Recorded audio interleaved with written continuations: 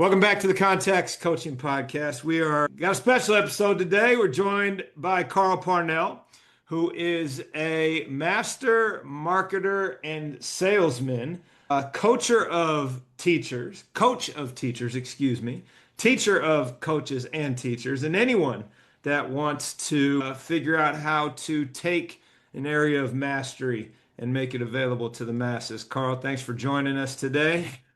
We are on Howdy. different time zones, it sounds like. It's 5 o'clock in the UK and 9 o'clock in California. It is indeed. Yeah, I'm ready to some crap on Netflix and start winding down for the day. But it's been a good day. Can't complain. Love that. Do me a favor if you don't mind. Let's since this is a little bit different than our usual guests, can you help ground the audience a little bit with a little autobiography? Take us through the musician phase into the tech phase into what you're doing now. Start at the beginning, take as long as you need to. Who are we talking to today? Well, yeah, so I was in a metal band for almost 20 years, touring the world. We started as kids, started going for the local scene, playing the toilet venues in the UK back in the MySpace days. Got picked up by a German label, and our journey began. Essentially, we started touring, supporting some cool bands, to the point where we're like doing coast to coast tours in America, like bands like Lamb of God, opening for like Metallica at festivals. Pretty surreal, definitely. We had a lot of fun, as you could imagine. When you're touring and you have access to unlimited alcohol in your 20s, it's a blur, to put it lightly.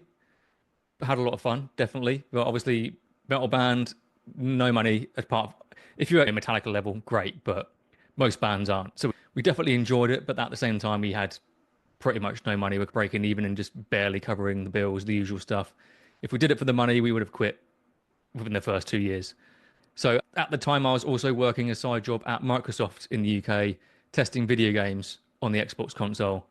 So I was in a band touring the world and testing video games in my spare time, which is, any teenage dream is ticking off both at the same time. So that was fun. And did that for almost 10 years as well, alongside the band, just ticking along. Got to a point where I was like, okay, still earning okay amount just to pay the bills, but there's got to be more than this. So I started to learn affiliate marketing and marketing in general. At the same time, I was doing internal trainings at Microsoft, putting little courses together that new people that are coming into our department could run through and just mirror what I was already doing. And so that was quite cool. That was my first foot in the door in terms of teaching. I didn't know it at the time, but that's what it was. Got to a ceiling in Microsoft where I was like, okay, I can't progress here. So I then moved over to an actual dedicated marketing agency based off my previous experience and affiliate marketing and learning the basics. And that really just started to distill my interest in marketing. Sounds nerdy, sounds boring, but I actually really like the technical aspect of it, of just refining and testing funnels and all this boring stuff that makes money. So I was like, that's quite cool. That's quite fun working with clients. Then did internal trainings at the marketing agencies as well. Still doing the band at this stage. And then they got to a point where they met in the middle where I'd, again, been doing the band for 20 years. I was tired. I was sober. And when you're touring and you're sober, that's the worst thing you can possibly do. Certainly when you're surrounded by loads of drunk people, it's just like you're just surrounded by just drunk toddlers. I got pretty bored pretty quickly, didn't enjoy it. And the marketing agency was that, if that was my reality, I guess if I stopped the band and my life was just commuting an hour and a half each way to a marketing agency to sit in an agency and just work for other people for the rest of my life, that was just like, no, can't do that. My brain would not compute that's my reality. So whilst I was working at the agency, I discovered dropshipping, e-commerce, and started getting really good at it, to the point where it was making me more money than the actual agency itself. So I ended up just, when agency owner wasn't looking, I was just spending all my time just at the computer working in my dropshipping stores just to make more money. And obviously at some point they're like, okay, Carl's not doing any work, get out of here. And that was the best thing that could have happened to me, because it made me just go all in. I'd never been all in on my own thing ever in my entire life before.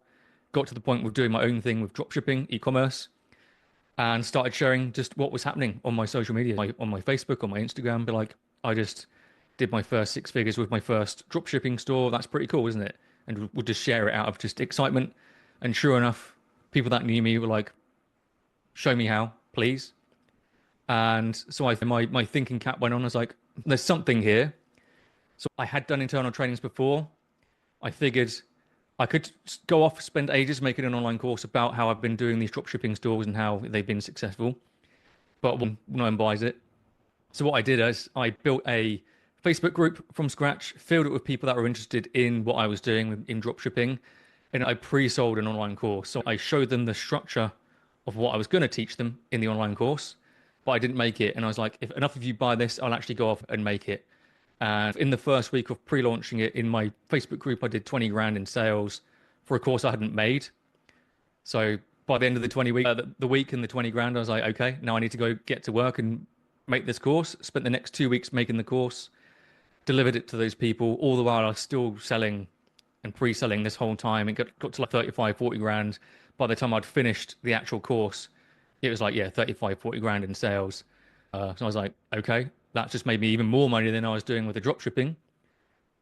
I did for a while, like 6 to 8 months, to the point where I started to fall out of love with the drop shipping because it was just annoying, and then focused on just the teaching of it instead. Because again, it was just making a ridiculous amount of money. It's like 30, 40 grand a month on average with just a Facebook group. Wasn't running any ads at this point. I didn't know how. And then the same thing happened again. I was sharing how well I was doing selling this online course to my people that were following me. And the same thing happened again. They're like, how? How are you selling this online course with just a Facebook group, no ads, doing 30 grand a month? And the light bulb reappeared. And then in 2019, I launched what I'm doing now, which is a program called Organic Course Selling Mastery that just reverse engineered that entire thing, that entire process of how I learned the thing, turned the expertise into a course, and how I sold it. And that was the beginnings of what I do now, the program that I teach. And 6 years later, I'm still what I'm doing. Obviously, it's evolved, the process of create, the process of selling. But for the last 6 years, that's what I've been doing, helping 1,500 plus students go through and figure out how to turn their expertise into an online course. So that's the journey. It's been an interesting journey, a lot of zigzagging, but when you look back, it makes sense, doesn't it? How would you say your background as a musician and all the fits and starts that come with that helped inform your approach to learning how to do these different things, right? It's not like you went to a course yourself. It sounds like you taught yourself how to do all this. So how would you say that your background as a musician and going through all of that led to where you are now? Just the desire to learn, and also I could never read music. I learned all our songs by ear, or our guitarist would just sit down and just show me a riff, and I'll just memorize it somehow. But I couldn't read music. Like basic tablature, I could, but never needed it. We'll just go to the practice room. He would just go to the new songs, and I'll just pick it up, and that was it. That's how I learned how to play everything. So I guess that spilled over in one aspect, and then the second aspect was my teaching style came from the bug reporting I used to do at Microsoft. So what we'd do when we test video games was we'd play the game, get to a point where we find a bug, and then our role was to then itemize that bug, how we found it, and then give that bug report to the developer of the game so they could obviously fix it and then send it back to us and we can test it again. So it's a combination of that, of just being really granular and knowing how to just be very succinct with teaching, because that's essentially what I was doing. I was teaching the developer how to find their own bugs. Again, I didn't know all this stuff at the time. I didn't know this was what was happening, but that's what I did for 10 years. Because when you did a bug report, people that are new to doing bug reporting, this sounds very boring, but it's relevant. People that are new to bug reporting, they would be like, oh, I went to this part of the game and I did that. And it was like this huge, like page long description.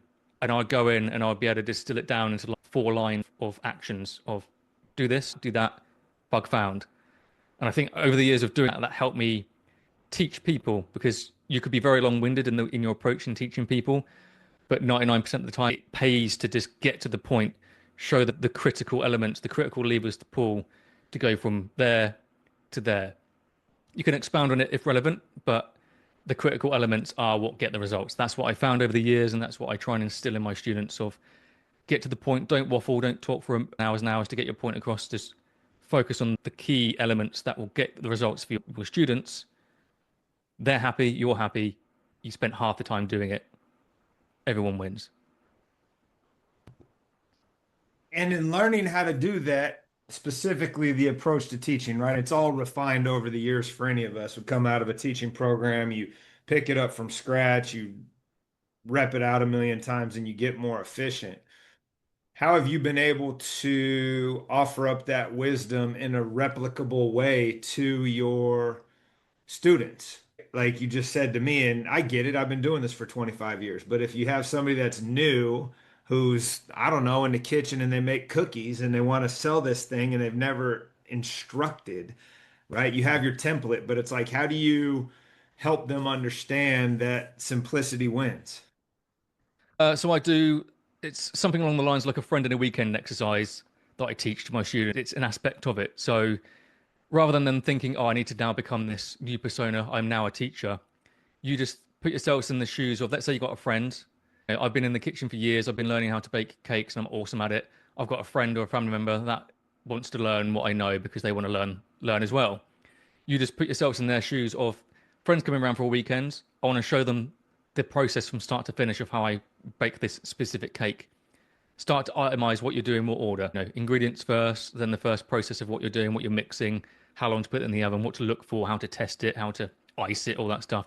Just like a recipe, that's all you're doing. You're just itemizing the things that you need at the start, what the next steps are. That applies to every single industry, every single niche on the planet.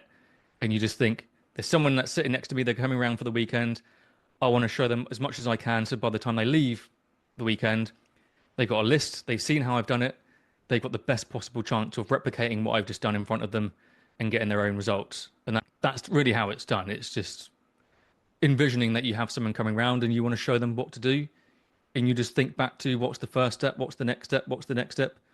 And if you follow these steps, you'll do great.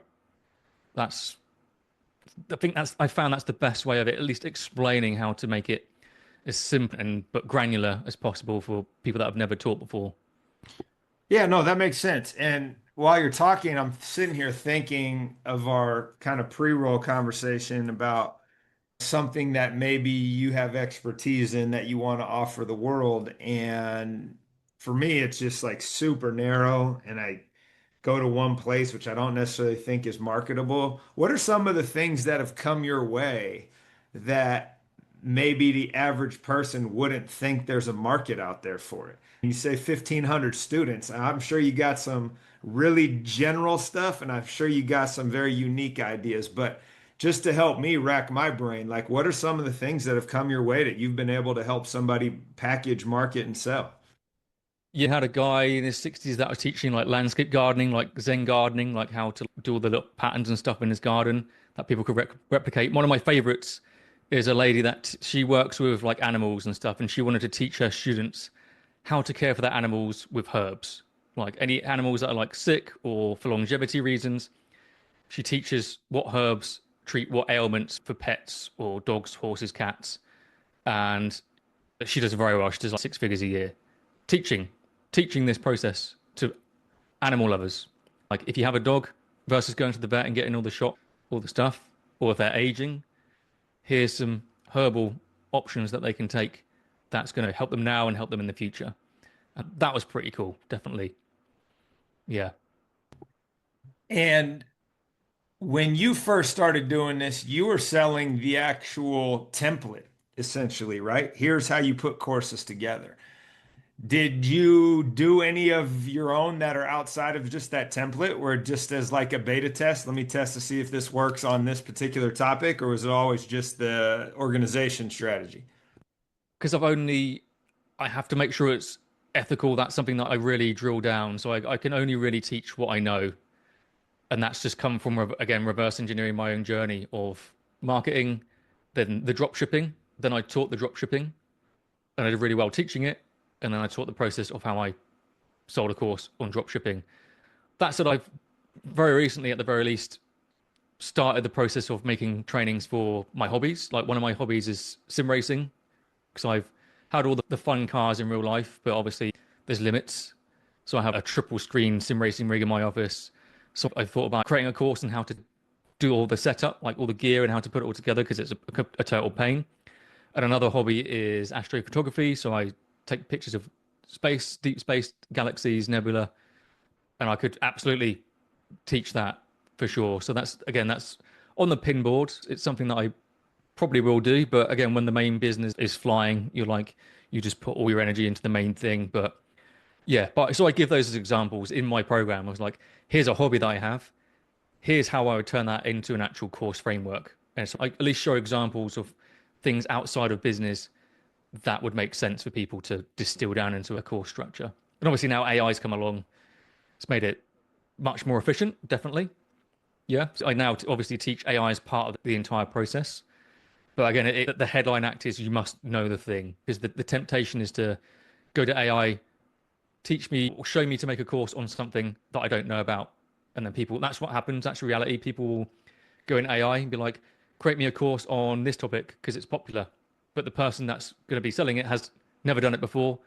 And then obviously, if people buy your course and they ask you questions, you don't know the answer because you haven't lived the experience. You don't the background, the expertise to, again, ethically teach it. So that's always the number one rule with people that buy my program. You have to be good at the thing to teach the thing. It's common sense, really, but obviously, the world we live in, people just want to make money and they're happy to sidestep common sense. But that's with any industry, I guess.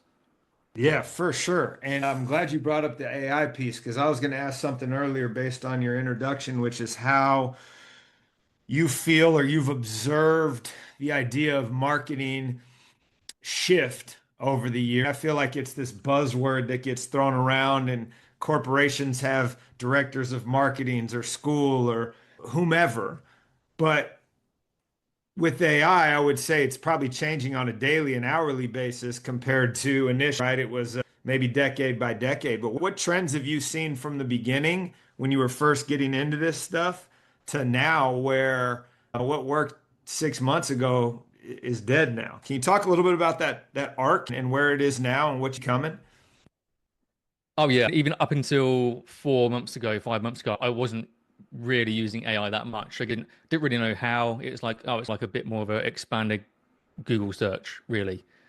But yeah, it's unavoidable now. Just the sheer progress that it's made. I even do in one of my new like webinars, I do a comparison of this time last year and the average IQ of the AI models versus this year. And it's like this time last year, the average IQ of the AI model was about 85, 86. And this year it's 138 as of this month IQ, which is chilling, terrifying, but cool at the same time. So it's a case of adopt it. It's not mandatory that people must use it, but I always say it's a really good tool. It's a really good ally, but don't let it dictate everything. That's what I find. Again, certainly with what I teach, I've got a brand new like introductory program that I made this week. Did it in one day, 24 hours, and that's teaching AI how to prompt it to obviously turn what you know into courses, but you have to feed it real information. And that's what I find. If you feed it real information and you have a good back and forth with it, you get great output. That's what I find, but it assumes a lot as well. So if you don't know something, it'll assume something and give you that information. If you can't back it up and confirm it, you have no business using AI to give you a course structure. That's my feeling on it. But yeah, people say a lot of people are going to be out of a job. Depends on where you work. But what I've also found is AI has become so prevalent that people are going to charge and want to pay a premium to talk to a person. Because you can't, if you're just stuck with the AI long form responses and stuff, there's a point where people get overwhelmed. That's what I'm finding. You still need to riff off a real person and just triple check. Is that actually true? Is that correct? Is that the case? So I'm a fan of it.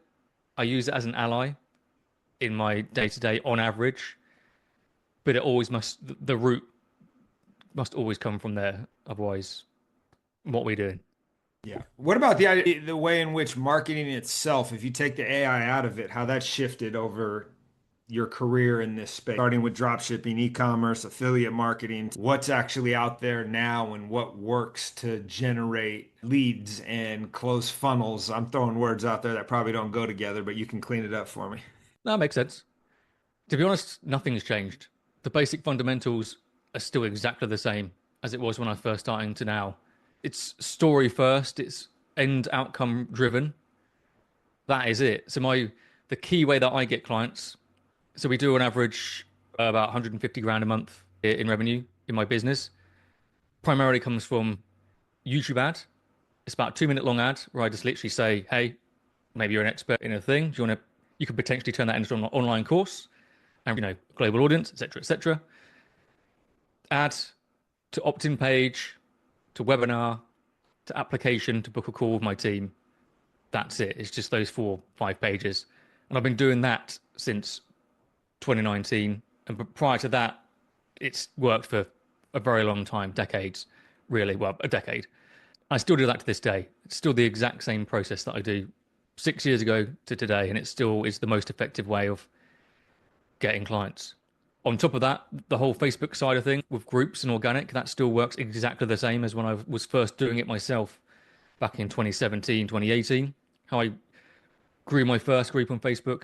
Again, it's person first, audience first, talking to people, asking what they need help with, showing them what's possible, showing them results of what you've done or your clients have done.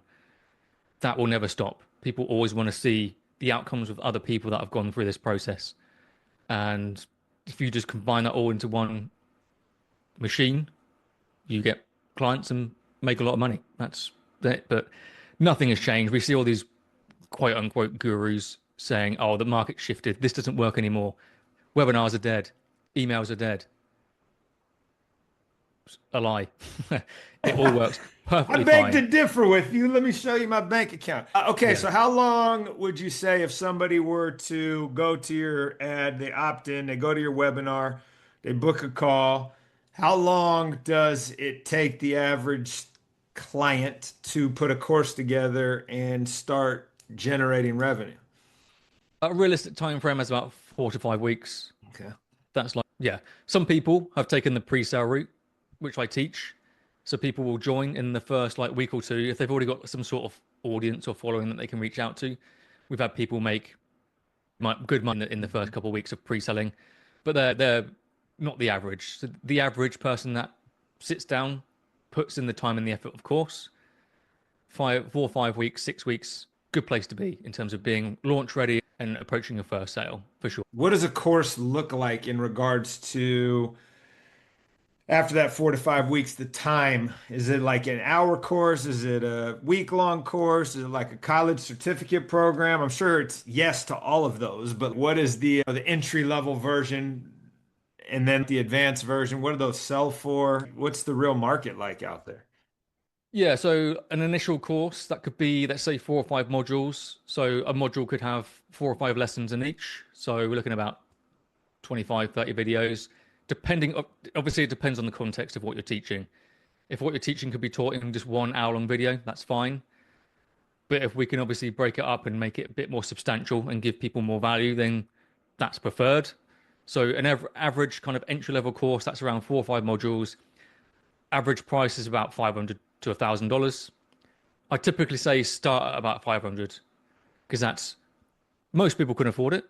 It's substantial enough that you earn a good living and they get the value from what they're joining. The reason that we price things accordingly is it's easy to get the imposter syndrome and think no one's going to give me that much money. I'll just charge $50 for it.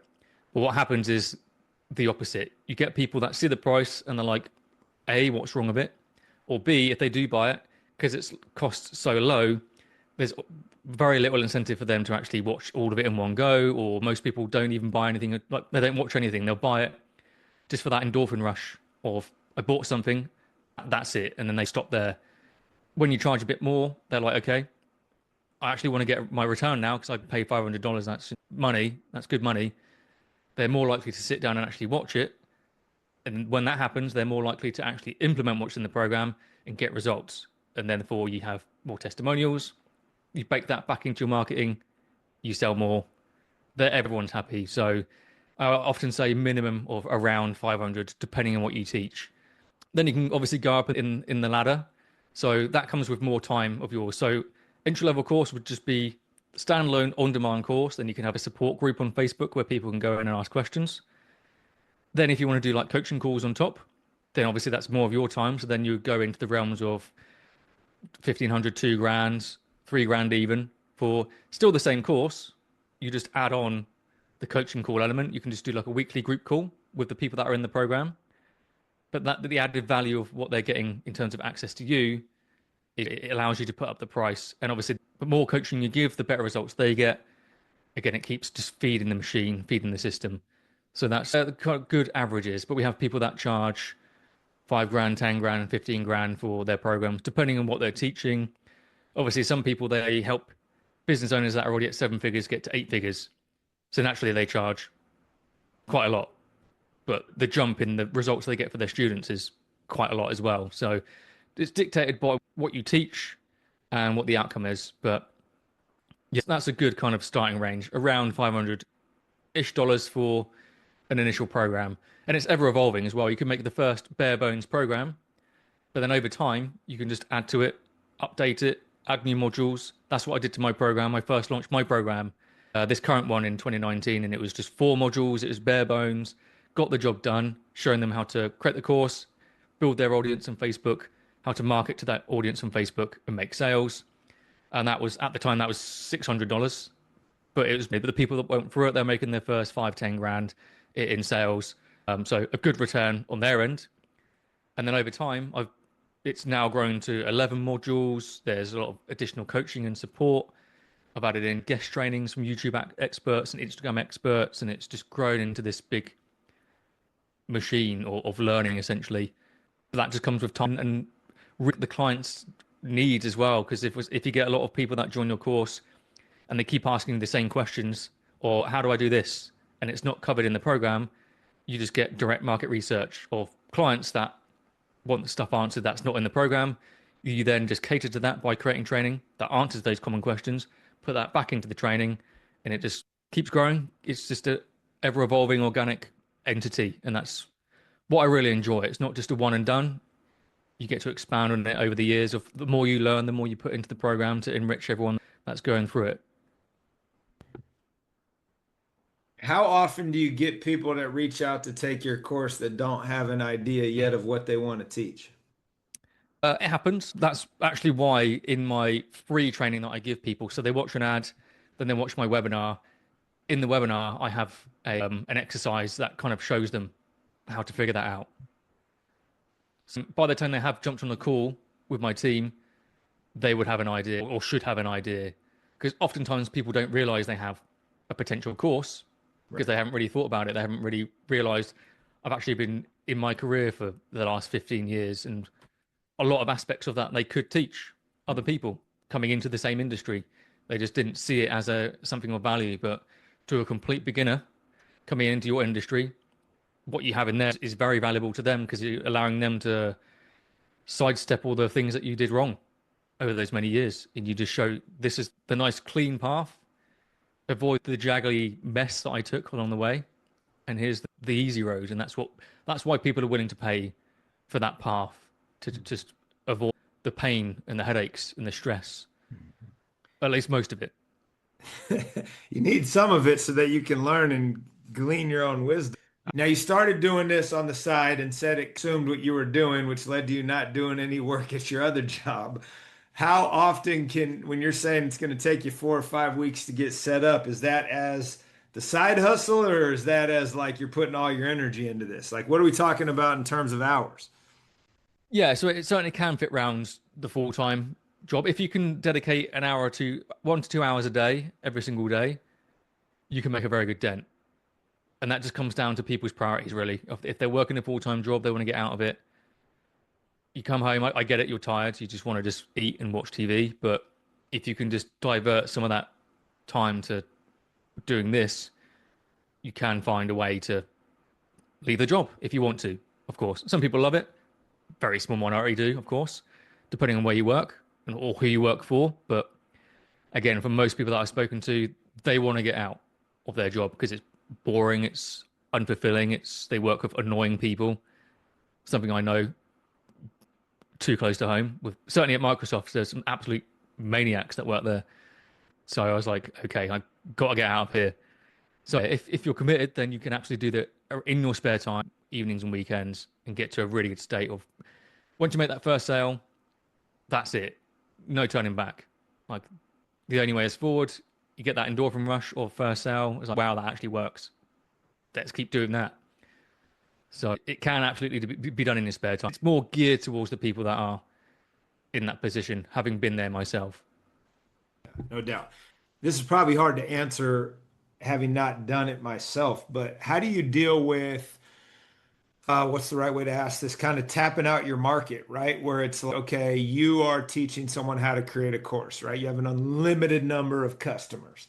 And then you have somebody else that's, I don't know, teaching something that's a little bit more specific to where once they have that, there's no additional subscription or additional course or whatever. How do you navigate that component of it as you're coaching people as to where they should put their energy in?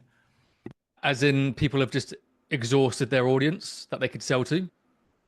Theoretically, yeah. So if I were, I don't know, to teach something that has a very limited audience, right? I'm an athletic director in California, there are 1,600 schools, right? So let's just say California specific. I exhaust my audience after 1,600 schools, and or you're getting 5% of those to convert, right? At some point, whatever it is I'm selling in theory goes away, and there's no that I can see right now. This is where you're the expert, right? Where the next thread of revenue is. If you have no other ways of teaching, like different audience types or expanding on your audience type, there always is a way of doing that. If there's absolutely no way that you can do that, then you just change the model to recurring. So rather than just a one-off, they pay you and away they go.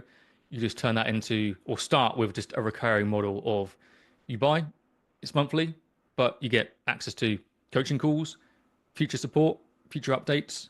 It's an ever-evolving thing. You can do in-person retreats or virtual retreats, masterminds, and you just keep adding on the value and giving them reasons to stay in that recurring payment model.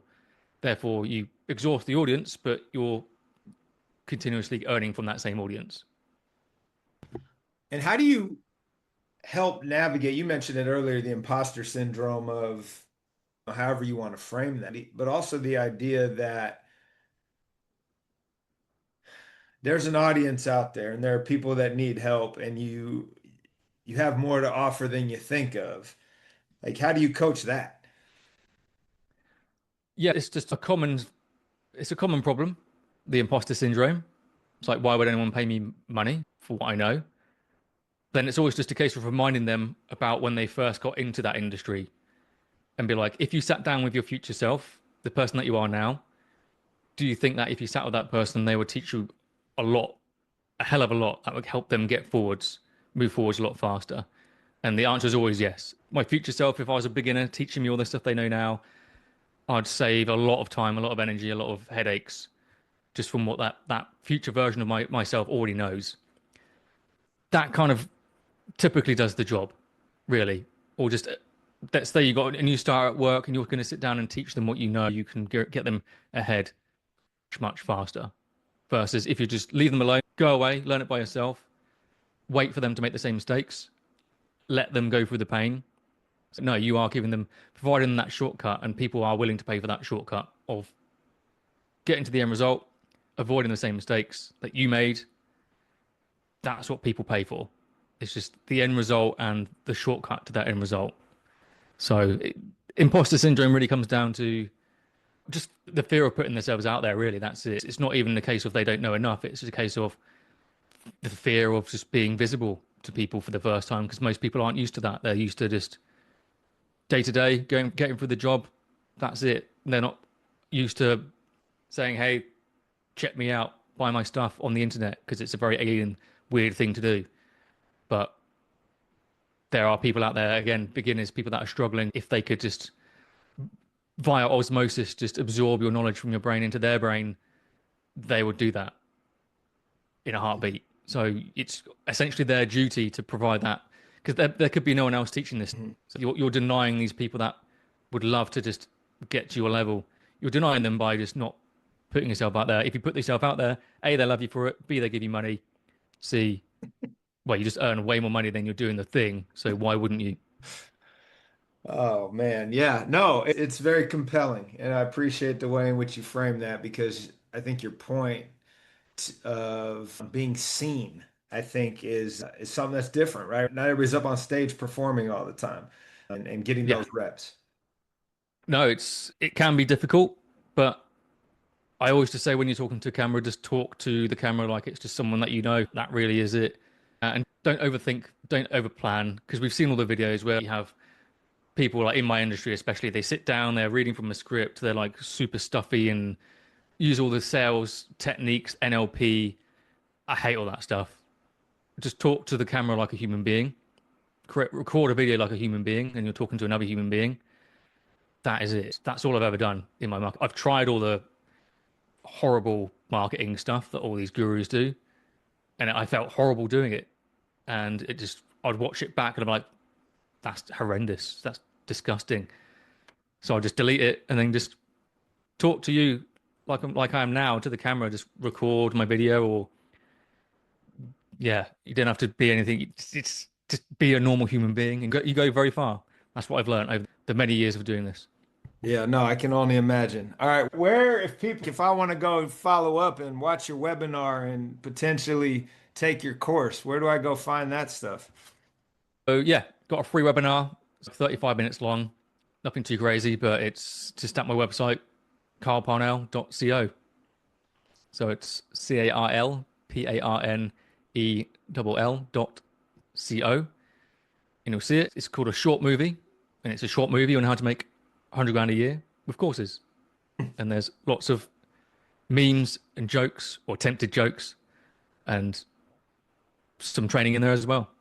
Awesome. I'm going to check that out and I'll make sure I link that in the show notes. Is there any other place people can follow along if they're not quite to the webinar stage yet? Any socials or anything else where you publish?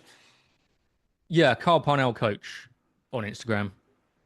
Just search my name on YouTube. I've got some videos on YouTube as well that goes through some of the basics of how to get started. So yeah, just search my name, go to your favorite platform, and I'm sure I'm just talking noise on one of those platforms that you can find. And just say hello, say that you came from here, and how can I help? Love it. Love it. All right, Carl, I appreciate taking the time. I'm super intrigued and fascinated. I'm probably going to do a deep dive into this for the next couple hours. So thanks Good. for stirring the pot there.